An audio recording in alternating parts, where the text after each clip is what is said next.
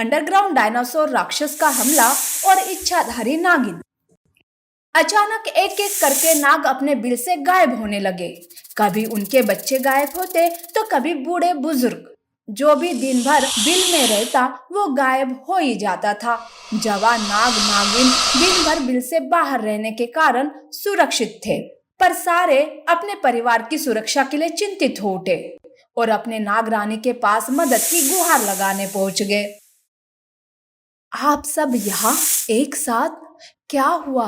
सब कुशल मंगल तो है ना? आप सब इतने चिंतित क्यों लग रहे हो? रक्षा कीजिए नागरानी, रक्षा कीजिए, हमारे परिवार की सुरक्षा कीजिए। क्या हुआ तुम्हारे परिवार को? किससे खतरा है तुम्हें? सारे नाग नागिन एक एक करके नाग रानी को अपनी आप बीती सुनाने लगते हैं। उन सभी की बात सुनने के बाद नाग रानी के समझ में आ गया कि दुश्मन पीछे से हमला कर रहा है। अब वो कौन है, उसे कैसे हराया जाए, इसके बारे में नाग रानी सोचने लगी। दुश्मन का पता लगाने के लिए नाग रानी खुद एक मामूली नाग का वेश धारण कर एक नाग के बिल में जाकर रहने लगी। उस बिल में उस नाग का पूरा परिवार भी उपस्थित था। एक दो दिन ऐसे ही बीत गए। नागिन को लगा शायद नागों के गायब होने की कोई और वजह होगी कि तभी अचानक जमीन हिलने लगी। सब नाग नागिन डर के मारे कांपने लगे। अचानक जमीन के नीचे बड़े बड़े गड्ढे होने लगे। उस बिल के नाग नागिन उस गड्ढे में जा गिरते। इससे पहले नागिन ने उन्हें सही सलामत पकड़ लिया और बिल के बाहर निकाल लिया और खुद उस गड्ढे में कूद गई। आखिरकार आज मैं पता लगा कर ही रहूंगी कि इन सब के पीछे है कौन। जय महादेव। ये क्या? नीचे तो घना अंधेरा है। ऐसे लग रहा है कि किसी बड़े जानवर का या शैतान का यहाँ पर घर है। नागिन एक अंधेरी काली गुफा में जा पहुंची थी कि तभी उसके सामने एक बड़ा सा राक्षस आकर खड़ा हो गया। वो कोई साधारण राक्षस नहीं था, वो एक डायनासोर राक्षस था और नाग नागिन उसकी खुराक थे। उन्हीं को खाकर वो अपनी शक्तियां बढ़ा रहा था। आखिरकार वो दिन आ ही गया। खुद नागरानी चलकर मेरे पास आई है। इस पल का मुझे कब से इंतजार था। अब मुझे उन छोटे मोटे नागों को खाने की कोई जरूरत नहीं। नागरानी की शक्तियां मेरे लिए पर्याप्त है। पापी, तेरे पापों का घड़ा भर चुका है। अब तू जिंदा बचेगा तब किसी नाग को खा पाएगा ना? डायनासोर राक्षस की बात सुनकर गुस्सा हो उठा और उसने तुरंत नागिन पर हमला कर दिया। वो भूल गया था कि ये कोई मामूली नागिन नहीं, खुद एक इच्छाधारी नागिन है। एक साथ ऐसे 10 राक्षसों से अकेली भिड़ सकती है। उसकी इस भूल को नागिन ने पल भर में सुधार दिया। बड़े आसानी से राक्षस का वार उसी पर पलट दिया। वो कुछ कर पाए इससे पहले ही अपने मुंह से आग की बौछार निकालकर उस राक्षस को धराशायी कर दिया।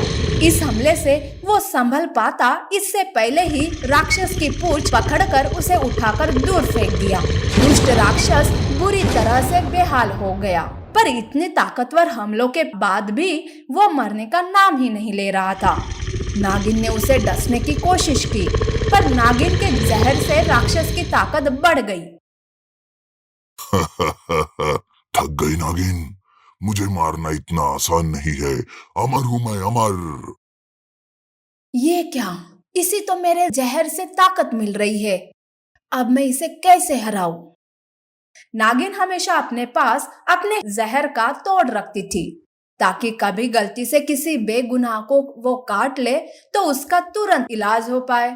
ऐसी मुश्किल घड़ी में नागिन को अपने जहर के तोड़ की याद आ गई और उसने तुरंत जादुई मंत्र बुदबुदाकर वो तोड़ अपने हाथ में प्रकट कर लिया। बिना पल के झपकाए उस हंसते हुए राक्षस के मुंह में उस तोड़ को डाल दिया। जहर का तोड़ मुंह में जाते ही राक्षस का गला जलने लगा। वो दर्द के मारे चिल्लाने और तड़पने लगा। कुछ ही पल में उसकी सांसें थम गई। नागिन ने बड़े ही अक्लमंदी से उस राक्षस का खात्मा कर दिया। अब नागिन और उसका नाग लोग बिना किसी डर के चैन के साथ अपने बिलों में रहने लगे। नागिन का छुपा हुआ खजाना। भोला सिर्फ नाम का नहीं, सच में बड़ा भोला लड़का था। आए दिन दूसरों की मदद करता था, फिर वो चाहे इंसान हो या जानवर। और कुछ मतलबी लोग उसके इस स्वभाव का फायदा भी उठाते थे। नामू नाम का आदमी कहता है, अरे भोला, कहीं जा रहे हो क्या? क्या मेरी थोड़ी सी मदद कर दोगे? बोलो नामू चाचा, क्या बात है? अरे बेटा, वो शहर जाकर ना कुछ जरूरी सामान लाना था, पर मेरे पैर में मोच आई है। कैसे जाऊं समझ में नहीं आ रहा। क्या तुम ला दोगे बेटा? जी जरूर चाचा, अभी लाता हूँ। भोला तुरंत पैसे और सामान की लिस्ट लेकर शहर की ओर निकल पड़ता है। तभी शंकर नामू से कहता है, अरे क्या नामू, तुम्हारा पैर तो एकदम ठीक है, फिर भोला से झूठ क्यों बोला? वो बेचारा दिल का साफ है, इसलिए कुछ कहता नहीं। अरे भाई, तुम्हें क्या परेशानी है? भोला तो गया ना। और वैसे भी शहर जाने वाला रास्ता जंगल से गुजरता है। वहां जंगली जानवर और सांप बिच्छू काफी है। मुझे तो डर लगता है भाई। शंकर नामू को समझाने की कोशिश करता है, पर कुछ फायदा नहीं होता। दूसरी ओर भोला जंगल के रास्ते से शहर की ओर जाता रहता है और उसी रास्ते वापस आता रहता है कि तभी वहां पे कुछ लोग पेड़ों को काटते हुए उसे दिखते हैं। भोला जाकर उनसे कहता है, ये क्या, तुम लोग पेड़ क्यों काट रहे हो? एक दिन सारा जंगल ही नष्ट कर दोगे तुम लोग। बेचारे जानवर कहाँ जाएंगे? अरे भोला, चल अपना रास्ता नाप, हमारे काम में टांग मत अड़ा, बेवकूफ कहीं का। हाँ। भोला को वहां से भगाकर वो लोग पेड़ काटने लगे कि तभी एक पेड़ काटकर नीचे गिरता है और वहां एक नाग का बिल होता है, वो टूट जाता है। भोला कहता है, ओ नहीं, इन दुष्टों ने तो नाग का बिल ही तोड़ दिया। देखता हूँ कोई नाग नागिन अंदर तो नहीं, वरना बेचारे मारे जाएंगे। भोला उस पेड़ को जैसे तैसे सरका कर बिल की ओर देखता है तो उसे उसमें एक जख्मी नागिन दिखाई पड़ती है, जिसे लेकर वो घर की ओर निकलता है। भोला कहता है, पहले इस नागिन की मरहम पट्टी कर देता हूँ, फिर नामू चाचा को सामान दे आता हूँ। भोला बिना डरे और प्यार से उस नागिन की देखभाल करता है, जिसे देख नागिन भी बड़ी खुश हो जाती है और उसके सामने मानव रूप में आकर वो कहती है, तुम बड़े अच्छे और नेक लड़के हो भोला, मैं तुमसे बहुत खुश हूँ। मैं तुम्हें मेरा छुपा हुआ खजाना देना चाहती हूँ।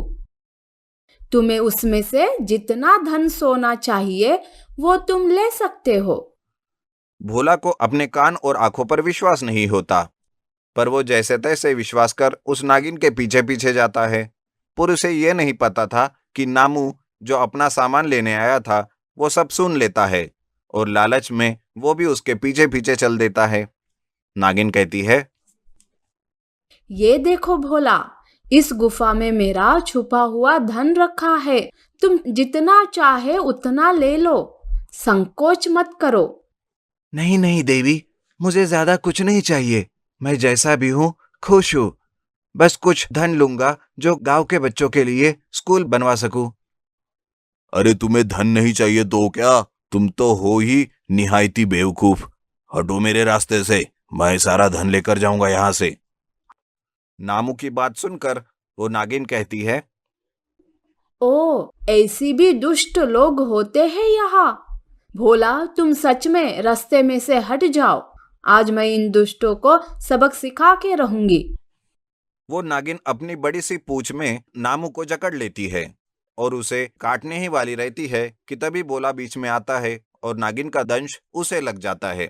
नागिन कहती है, ओ भोला, तुम सच में कितने अच्छे हो। देखा नामू, तुम्हें बचाने के लिए उसने अपनी जान दे दी। जाओ, भाग जाओ यहाँ से। फिर से कभी मुझे दिखे तो मैं तुम्हारी जान ले लूंगी। नामू डर के मारे वहां से भाग जाता है, पर भोला का क्या? नागिन अपना ही नागमणि निकालकर भोला को फिर से जीवित करती है। होश में आने के बाद भोला कहता है, हैं, मैं फिर से जिंदा हो गया, लेकिन ये कैसे हुआ? ये बस तुम्हारे अच्छे कर्मों का फल है भोला। आगे भी तुम्हें जब कभी मेरी जरूरत पड़ेगी, बस मुझे याद कर लेना, मैं आ जाऊंगी। भोला नागिन का शुक्रिया अदा करके और स्कूल बनाने के लिए थोड़ा सा धन लेके वहां से वापस अपने गांव की ओर चला जाता है।